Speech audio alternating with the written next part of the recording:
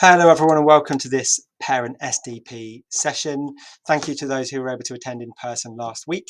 I thought I would just record the same session, the same information, so that you've all got access to it, because I recognise that not everyone would be able to attend during the school day. So this session is all about the school development priorities for this coming year.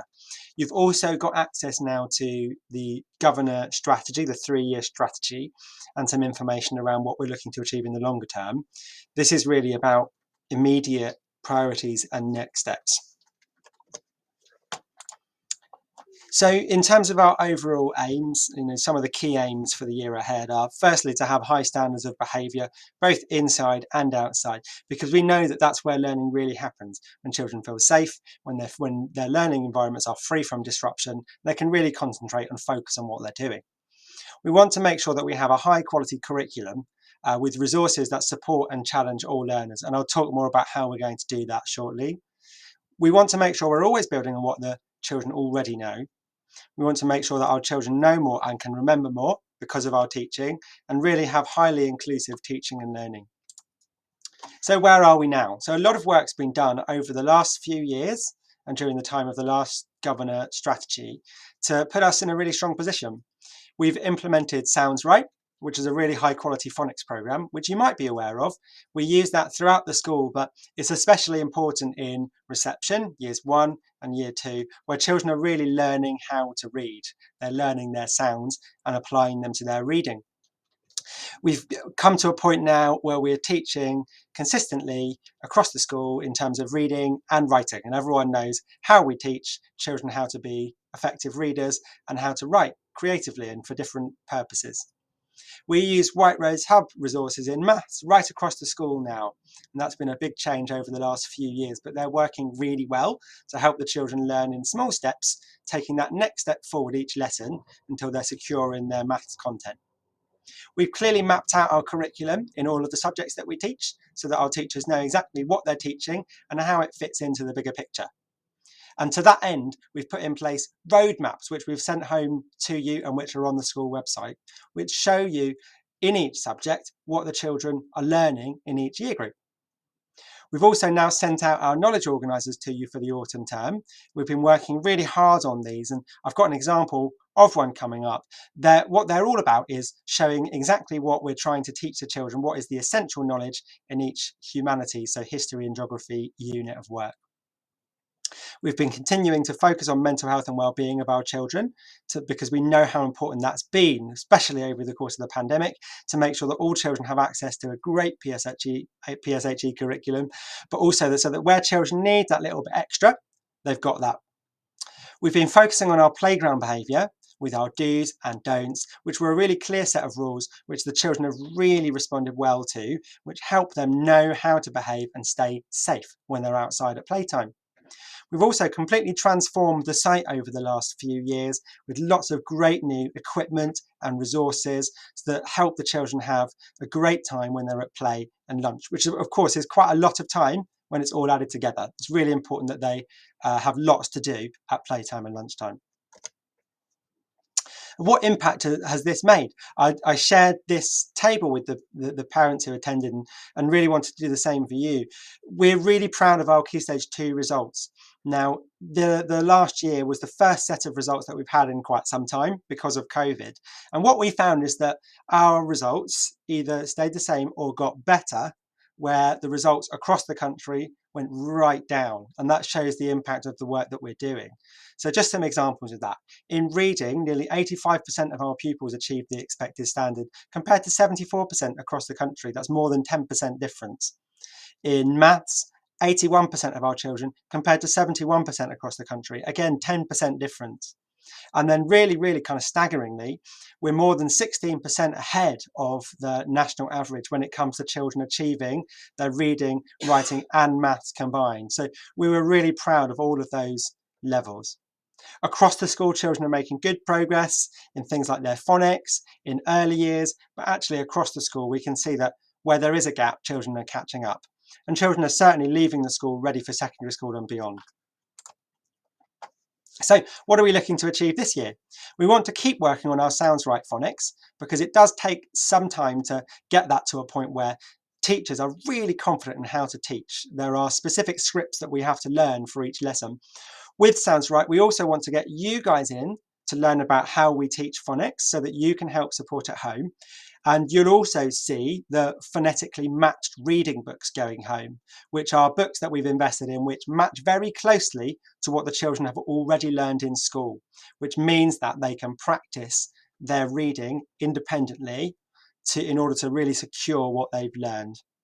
We want to make sure that children are reading high quality texts as they move through the school. And to do that, we've put in place what we call a reading spine, which really just maps out all of the fantastic text that the children are using in their writing, in their reading, and actually in any topic that they're learning about.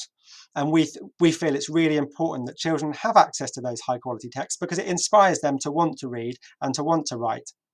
We're going to continue to work on our whole class reading to make sure that in Key Stage 2, we're teaching the children to be really effective readers and teaching them all the skills of reading. We're going to carry on working on our writing process, especially around editing. And we're also going to be focused on giving children effective feedback in maths. Now, I think this is really exciting. In foundation subjects, there's lots of change happening this year. Firstly, for our Year 3 parents and carers, you'll be interested to know that we are putting in place a new history, geography and RE programme called Opening Worlds. This is going to take some time to roll out across the school. We're starting in Year 3, and then everyone in Year 3 or below will get that Opening Worlds curriculum as they move through the school. We're also putting in place a brand new science curriculum for everyone across the school. And we've invested in that programme because we felt it was a really high quality resource to support teachers to teach really effectively in that subject. It's the same with computing. We found a great new computing curriculum called Teach Computing. We are going to be inviting you in to find out more about both science and computing at Grovelands. And we think that's going to have a real impact on children's computing understanding. We're continuing to roll out our new music curriculum using Charanga, in which we set really high expectations for what children can do. And we're going to carry on working on our knowledge organisers. This is what a knowledge organiser looks like. This is for Year 6 for Child at War, which is their World War II topic. And as you can see, it just sort of collects all of the key dates, the key facts and information, any key diagrams, the key vocabulary that the children will be learning. So what would be really helpful is if you talk about these things at home, and then the children have that extra opportunity to practice remembering that key content. I think it also gives you a way into talking with your children about their learning.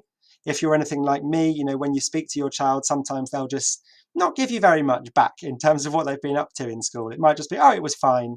But if you know exactly what they're learning about, then you can ask them quite specific questions, and that can lead you into a conversation about their learning, which could be really interesting for you both.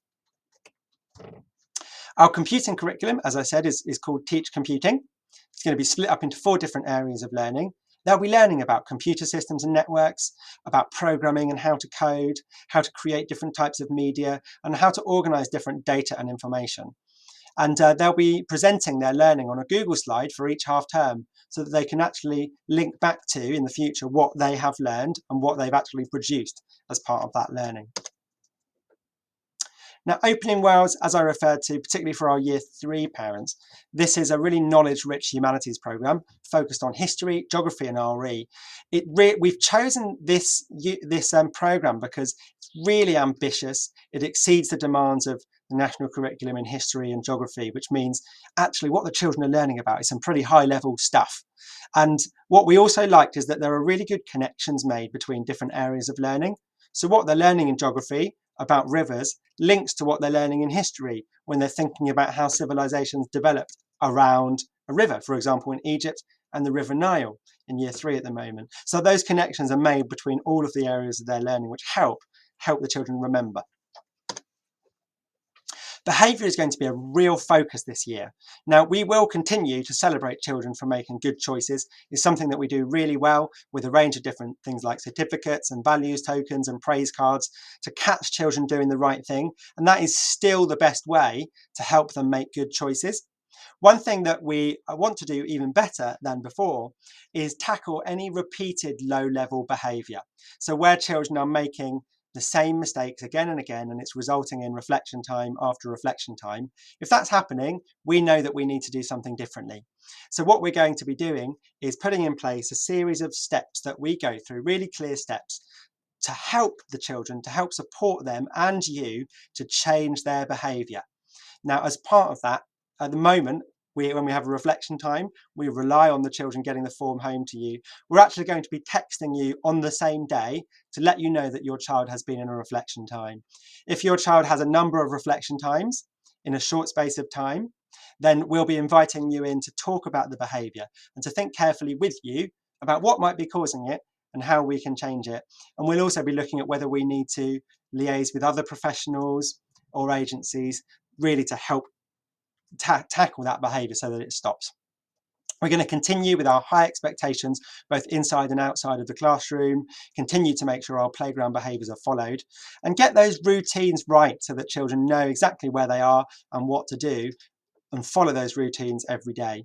There's also a big focus on uniform, and children made a great start to the year. We really thank you for all of your support around making sure the children are looking smart and ready for school. And we're going to keep making sure that remains a focus, because we believe that actually having the right uniform sets the standard for behaviour in the school day. And lastly, personal development of the children is really important. We are fortunate to have lots of different clubs which are run by staff at the school, but also by external providers. And we're really proud of that offer, but we're always looking to develop that further. And obviously we'll be happy to seek your feedback around what else you might like for us to have in place so that we can have a look and see what's available. We're also going to be putting in place music provision. We've already advertised our new ukulele club for Key Stage 2, which I'm sure will be really popular. And we're looking forward to putting in place individual one-to-one music provision in a range of different instruments. So watch this space. Hopefully it won't be too long now until we can launch that. We're always looking to enrich our curriculum here at Grosvenor's with different trips and visits, either children going out to different places or museums, or there's lots around us in the local area, or visitors coming here to share things with the children which relate to what they're learning. And this year we want to map that out so that we've got a really clear idea of the different opportunities children have as they move through the school, which I think will show just how much we do, but also might show that there are certain gaps or other opportunities that we can actually add to what we do already.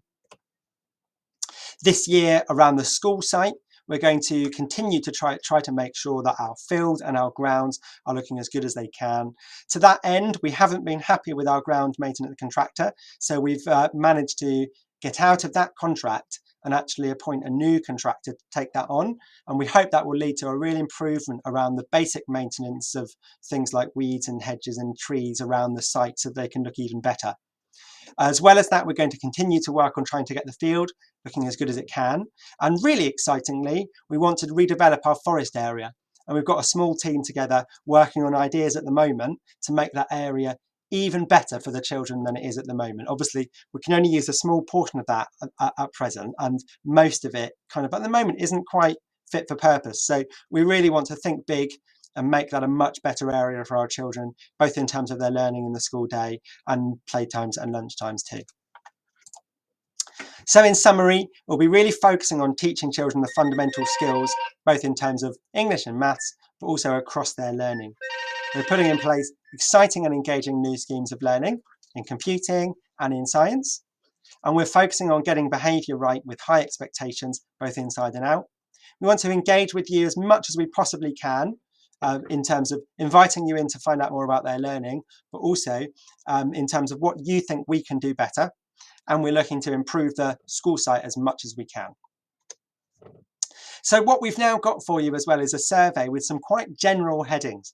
And we're really looking to seek your feedback around these different areas. So we want to know how we can improve behaviour, how we can improve our curriculum, both in terms of the core subjects and our foundation subjects. We want to know how we can be more inclusive for children either that may have an additional need or may speak English as an additional language. We want to know how we can further improve our school site, how we can engage with you even better than we already do, what clubs and other activities you would like to see in the school, how we can improve our communication with you, and then anything else that you feel we could improve further. So please do have a look out for that survey and fill it in, because we really will look carefully at that and think about how we can use your ideas to improve what we do even further. Right, thank you very much for watching this presentation. I hope you enjoyed it and you found it useful, and I look forward to speaking to you about it soon. Take care.